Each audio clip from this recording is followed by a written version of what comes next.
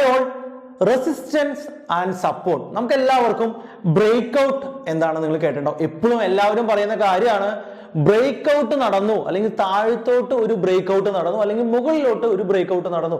Break out നടത്തി കഴിഞ്ഞാൽ നമുക്ക് അവിടെ ബൈ ചെയ്യാൻ സാധിക്കും, അല്ലെങ്കിൽ സെല്ല് ചെയ്യാൻ സാധിക്കും എന്നൊക്കെ നമ്മൾ കേൾക്കാറുണ്ട്. അപ്പോൾ എന്താണ് ബ്രേക്ക് ഔട്ട്? എവിടെയാണ് ബ്രേക്ക് ഔട്ട് സംഭവിക്കുന്നത്? എന്താണ് റെസിസ്റ്റൻസ് സോൺ? എന്താണ് സപ്പോർട്ട് സോൺ? സോ ഈ കാര്യങ്ങളെല്ലാം നമുക്ക് ഇന്നത്തെ വീഡിയോയിൽ ഡിസ്കസ് ചെയ്യാം. ഞാൻ Sunil Mathai, founder of trade talks.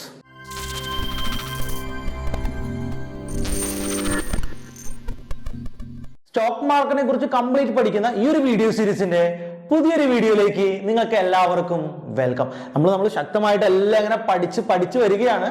അപ്പോൾ നമ്മൾ പാറ്റേൺസ് പഠിച്ചു, ക്യാൻഡിൽസ് പഠിച്ചു, സ്റ്റോക്കുകളെ കുറിച്ച് പഠിച്ചു. ഇന്ന് നമ്മൾ ഡിസ്കസ് ചെയ്യാൻ പോകുന്നത് ഇൻട്രാഡേ ട്രേഡിങ്ങിലും അതുപോലെ തന്നെ പൊസിഷണൽ ട്രേഡിങ്ങിലും ഓപ്ഷൻ ട്രേഡിങ്ങിലൊക്കെ വളരെ കൂടുതലായിട്ട് നമ്മൾ ഉപയോഗിക്കുന്ന സപ്പോർട്ട് റെസിസ്റ്റൻസ് സോണുകളെ കുറിച്ചിട്ടാണ്, ബ്രേക്ക് ഔട്ടുകളെ കുറിച്ചിട്ടാണ് നമ്മൾ ഇന്ന് ഡിസ്കസ് ചെയ്യാനായിട്ട് പോകുന്നത്. ഈ ഒരു വീഡിയോ സീരീസിന്റെ എല്ലാ വീഡിയോസും ഞാനിവിടെ ഒരു പ്ലേലിസ്റ്റ് ആയിട്ട് ഇവിടെ ഐ ബട്ടണിൽ കൊടുത്തിട്ടുണ്ട്, നിങ്ങൾക്ക് ജോയിൻ ചെയ്യാം. സ്റ്റോക്ക് മാർക്കറ്റിൽ ഒരാൾക്ക് ട്രേഡ് ചെയ്യാൻ ഏറ്റവും ആവശ്യമായിട്ടുള്ള സാധനം ഡിമാറ്റ് അക്കൗണ്ട് ആണ്. ഡിമാറ്റ് അക്കൗണ്ട് എങ്ങനെ ഓപ്പൺ ചെയ്യാം എന്നുള്ള വീഡിയോ ഞാനിവിടെ കൊടുത്തിട്ടുണ്ട്. സോ ലിങ്കും ഞാൻ ഡിസ്ക്രിപ്ഷനിൽ കൊടുത്തിട്ടുണ്ട്, നിങ്ങൾക്ക് കാണാനായിട്ട് സാധിക്കും. നമുക്ക് എല്ലാവർക്കും ഒന്നിച്ച് ട്രേഡ് ചെയ്യുന്നതിന് വേണ്ടി ഞാൻ ടെലിഗ്രാം ഗ്രൂപ്പ് കൂടി ക്രിയേറ്റ് ചെയ്തിട്ടുണ്ട്.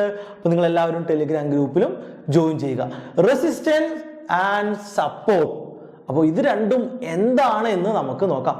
ആദ്യമായിട്ട് കൊമേഴ്സിന്റെ ഏറ്റവും ബേസിക് പ്രിൻസിപ്പിൾ ആയിട്ടുള്ള ഡിമാൻഡ് സപ്ലൈ തിയറി നമുക്ക് എന്താണെന്ന് നോക്കാം.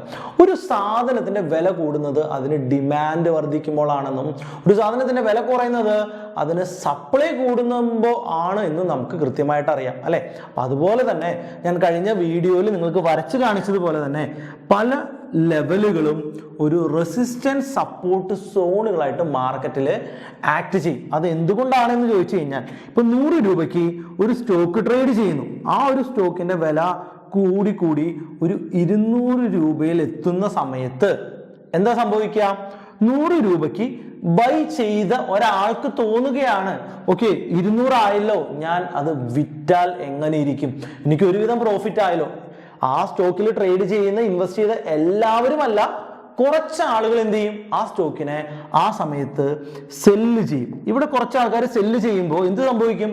അവിടെ ഒരു സപ്ലൈ വരും, ഒരു ഹൈ സപ്ലൈ വരുമ്പോൾ ആ ഒരു സ്റ്റോക്ക് കുറച്ച് സമയത്തേക്ക് തിരിച്ച് താഴത്തോട്ട് വരാനായിട്ട് തുടങ്ങും.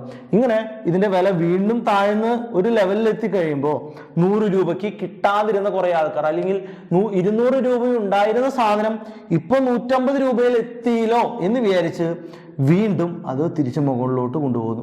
അപ്പൊ എപ്പോഴാണോ നമ്മുടെ 200 ലെവല് എത്തുന്ന അവിടെ വീണ്ടും നമുക്കൊരു റെസിസ്റ്റൻസ് ഫീൽ ഇങ്ങനെ വരും. അപ്പോൾ എപ്പോഴെങ്കിലും ഇത് ബ്രേക്ക് ചെയ്ത് 200ന്റെ മുകളിൽ എത്തിക്കഴിയുമ്പോൾ ഉറപ്പായിട്ടും ഇതൊരു റെസിസ്റ്റൻസ് സോൺ ആയിരുന്നു. ആ റെസിസ്റ്റൻസ് സോൺ ബ്രേക്ക് ചെയ്തു, മുകളിലോട്ട് ബ്രേക്ക് ചെയ്തു എന്ന് മനസ്സിലാക്കുമ്പോൾ കുറേ റീറ്റെയിലേഴ്സ് ഇവിടെ എൻട്രി എടുക്കും. അപ്പോൾ ഇത് വീണ്ടും മുകളിലോട്ട് പോകും. ഇങ്ങനെ വീണ്ടും മുകളിലോട്ട് പോയി കഴിയുമ്പോൾ ഇതൊരു 400 ലെവലിൽ അല്ലെങ്കിൽ ഏതെങ്കിലും ഒരു ഹൈ ലെവലിൽ എത്തുമ്പോൾ വീണ്ടും കുറേ ആൾക്കാർ അവിടെ സെല്ല് ചെയ്യാൻ വരും. ഇങ്ങനെ ബയേഴ്സും സെല്ലേഴ്സിന്റെയും ഒരു ഇമോഷൻ, പ്രോഫിറ്റ് ബുക്കിംഗ് എന്ന് പറയുന്ന ഒരു ഇമോഷൻ കൂടി വർക്കൗട്ട് ആയി കഴിയുമ്പോൾ നമുക്ക് ഇങ്ങനെ സപ്പോർട്ട് സോണും റെസിസ്റ്റൻസ് സോണുകളും കിട്ടും. ഒരു പ്രാവശ്യം മുകളിലോട്ട് പോയൊരു സ്റ്റോക്ക് ഇവിടെ റെസിസ്റ്റൻസിൽ തട്ടി തിരിച്ചു വരുമ്പോൾ ഈ 200 എന്ന് പറയുന്ന നമ്മുടെ പഴയ റെസിസ്റ്റൻസ് ലെവല് എന്തായിട്ട് ആക്ട് ചെയ്യും? ഒരു സപ്പോർട്ട് സോണായിട്ട് ആക്ട് ചെയ്യും. അപ്പോൾ ആക്ച്വലി ഈ റെസിസ്റ്റൻസ് സപ്പോർട്ട് എന്നൊന്നുമില്ല. ആക്ച്വലി എന്താണ്? കുറെ സോണുകളാണുള്ളത്. ഇതിപ്പോഴും ഒരു ഡെഡിക്കേറ്റഡ് സിംഗിൾ ലൈൻ അല്ല. കാരണം കൃത്യം 200 എത്തുമ്പോഴല്ലായിരിക്കും ചിലർ ബുക്ക് ചെയ്യുന്നത്. ചിലർ നമ്മളെയൊക്കെ ചിലപ്പോൾ ടാർജറ്റ് ഇടുമ്പോൾ 5 പോയിന്റ് കുറച്ച് വയ്ക്കും. 195 ആയിരിക്കും ടാർജറ്റ് ഇട്ട് വയ്ക്കുന്നത്. പലരും പല റേഞ്ചിലായിരിക്കും. അപ്പൊ അതുകൊണ്ട് തന്നെ അതൊരു സിംഗിൾ ലൈൻ ആയിട്ടല്ല ആക്ട് ചെയ്യാം, അതൊരു സോൺ ആയിട്ടാണ് ആക്ട് ചെയ്യുന്നത്. അപ്പോൾ എന്താണ് റെസിസ്റ്റൻസ്, എന്താണ് സപ്പോർട്ട് നമുക്ക് നോക്കാം. ഈ ഓരോ ലെവലുകളെ നമ്മൾ ഇപ്പോൾ മാർക്കറ്റ് ഇവിടെയാണ് നിൽക്കുന്നതെങ്കിൽ അതിന്റെ മുകളിലുള്ള ഒരു പ്രീവിയസ് ഹൈനെ നമുക്ക് റെസിസ്റ്റൻസ് R എന്ന് അടയാളപ്പെടുത്താം. താഴെയുള്ള ഈ സോണിനെ നമുക്ക് S എന്നും സപ്പോർട്ട് എന്നും അടയാളപ്പെടുത്താം. അപ്പോൾ ആക്ച്വലി മാർക്കറ്റ് നമ്മളിങ്ങനെ റെസിസ്റ്റൻസും സപ്പോർട്ട്സും ഒക്കെ കുറേ മെത്തേഡ്സ് ഉപയോഗിച്ച് വരയ്ക്കാറുണ്ട്, കുറേ മെത്തേഡ്സ് ഉപയോഗിച്ച് വരയ്ക്കാറുണ്ട്. ഇതിൽ ഫസ്റ്റ് മെത്തേഡ് എന്ന് പറയുന്നത് സ്റ്റാറ്റിക് ആയിട്ടുള്ള റെസിസ്റ്റൻസും സപ്പോർട്ടും ആണ്. സ്റ്റാറ്റിക് മെത്തേഡ്സിൽ എന്തെല്ലാം ഉണ്ടാകും എന്ന് നോക്കാം. നമ്മൾ പ്രീവിയസ് ഹൈനെയും ലോനെയും വെച്ചിട്ട് വരയ്ക്കുന്ന മെത്തേഡ്സ് ആണ് സ്റ്റാറ്റിക് മെത്തേഡ്. അതായത് ഒരു സ്റ്റോക്ക് വലിയ കാര്യമായിട്ട് ഇങ്ങനെ മൂവ് ചെയ്ത് ഇവിടെ ഇങ്ങനെ എത്തി നിൽക്കുന്നുണ്ട് എങ്കിൽ ഓരോ പ്രീവിയസ് ലെവലുകളെയും കണക്ട് ചെയ്തുകൊണ്ട് പ്രീവിയസ് ആയിട്ട് വരുന്ന ഏതെങ്കിലും 2 ലെവലുകൾ കണക്ട് ചെയ്ത് വരയ്ക്കുന്നതായിരിക്കും കുറച്ചുകൂടി നല്ലത്.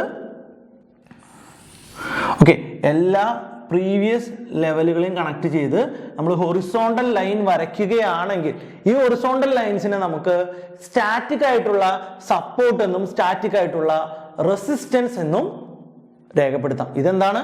ഒരു സ്റ്റാറ്റിക് റെസിസ്റ്റൻസും ഒരു സ്റ്റാറ്റിക് സപ്പോർട്ടും ആണ്. ഇത് ഫിക്സഡ് ആയിട്ട് അവിടെ നിൽക്കും. ഇതിന് മാറ്റമൊന്നും ഉണ്ടാകാനായിട്ട് പോകുന്നില്ല. നമ്മുടെ ഡബിൾ ടോപ്പും ഡബിൾ ബോട്ടം പാറ്റേൺസ് ഒക്കെ ഇത്തരത്തിലുള്ള റെസിസ്റ്റൻസ് സപ്പോർട്ട്സ് ലൈൻ കൂടി ഫോളോ ചെയ്യുകയാണെങ്കിൽ, അതായത് ഒരു സ്ഥലത്ത് നമുക്ക് എന്ത് കിട്ടുകയാണ്? ഒരു പ്രീവിയസ് സപ്പോർട്ട് ലൈൻ കിട്ടുന്നുണ്ട്. അതേ ലൈനിൽ വന്നിട്ട് ഒരു ഡബിൾ ബോട്ടം ലൈൻ ക്രിയേറ്റ് ചെയ്യുകയാണെങ്കിൽ we got an A proper reversal എന്നുള്ള ഒരു കൺഫർമേഷൻ കൂടി എടുക്കാം. അതുമാത്രമല്ല, ഈ 2 സ്ഥലത്തും ഒരു റിവേഴ്സൽ കാൻഡിൽ പാറ്റേൺ കൂടി ഉണ്ടെങ്കിൽ നമുക്ക് 3 റീസൺസ് ആയി അല്ലേ? ഒരു റീസൺ എന്താണ്? ഇവിടെ ഒരു സപ്പോർട്ട് ലൈൻ ഉണ്ട്. രണ്ടാമത്തെ റീസൺ എന്താണ്?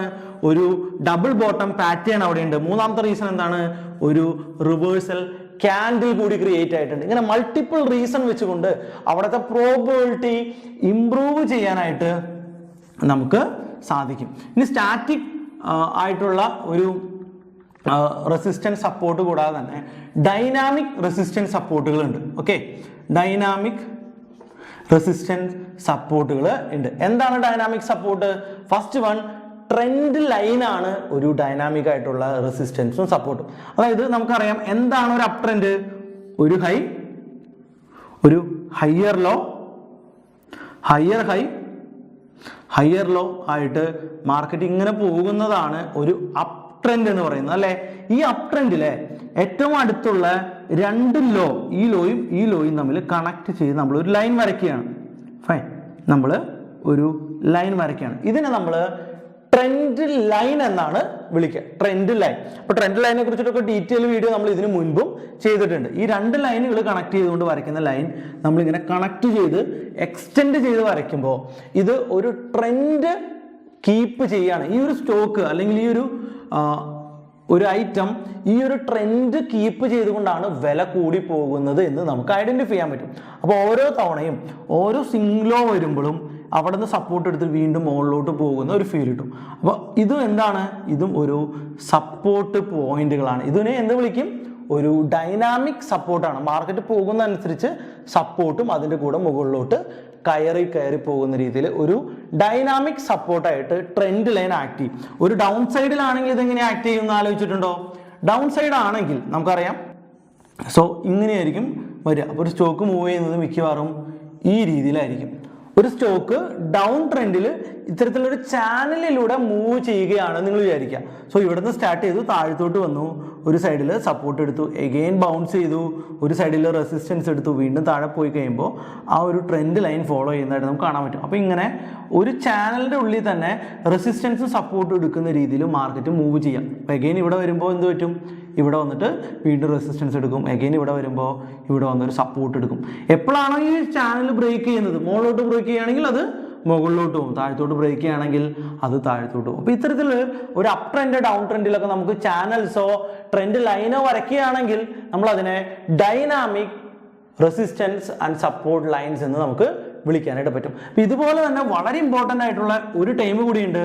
അത് നിങ്ങളെല്ലാവരും പലപ്പോഴും ഉപയോഗിച്ചിട്ടുള്ള the golden ratio of stock market, അല്ലെങ്കിൽ വേൾഡിന്റെ ഗോൾഡൻ റേഷ്യോ എന്ന് നമ്മളൊക്കെ പറയുന്ന ഫിബൊനാച്ചി റേഷ്യോസ് ആണ്. ഫിബൊനാച്ചി റേഷ്യോ വെച്ചിട്ട് സ്റ്റോക്ക് മാർക്കറ്റിൽ എന്ത് കാര്യമെന്ന് നിങ്ങളിപ്പോൾ വിചാരിക്കുന്നുണ്ടോ?